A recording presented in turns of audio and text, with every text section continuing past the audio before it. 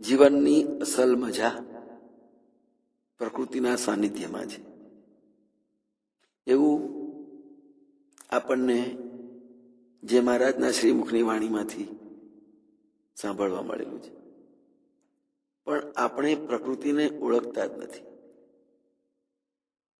આ માણસના પોતાના જીવનમાં એનો સમય પ્રવાસ અને યાત્રા કરવાની જ ઉંમર હોય.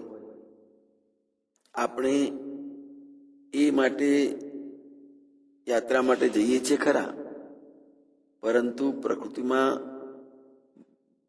ભળી ગયા વગર, એની ગોદમાં આળોટ્યા વગર પાછા ફરીએ છીએ.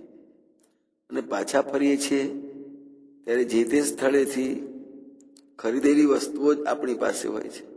ક્યારેક તો પ્રવાસમાં ગયેલો માણસ એક જુદી જ છાપ લઈને આવતો હોય છે કે આ પથરામાં શું જોવાનું છે. તો એ જે એની પોતાની દ્રષ્ટિ એને ત્યાં આનંદ આપતી નથી. ઈશ્વરને અને ઈશ્વરના આશીર્વાદને પામવાનું એક માધ્યમ પ્રકૃતિ છે. પણ આપણો મીણબત્તી જેવો અહમ આપણને નડે છે. રવિન્દ્રનાથ ટાગોર એકવાર હોડીમાં યમુના નદી પાર કરી રહ્યા હતા. રાત્રિનો સમય હતો. એમણે મીણબત્તી સળગાવી હતી જેથી કાવ્ય લેખન થઈ શકે, પરંતુ એમની કલમમાંથી કાવ્ય નીકળ્યું નહીં.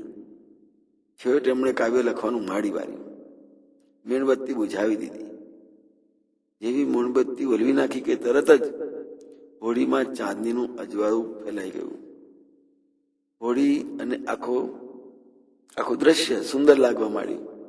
આકસ્મિક રીતે જ એમની કલમમાંથી કવિતા વહેવા લાગી. અહમની મીણબત્તી બુઝાવો, સુખની ચાંદની તમારી રાહ જોઈ રહી છે. જય મહારાજ.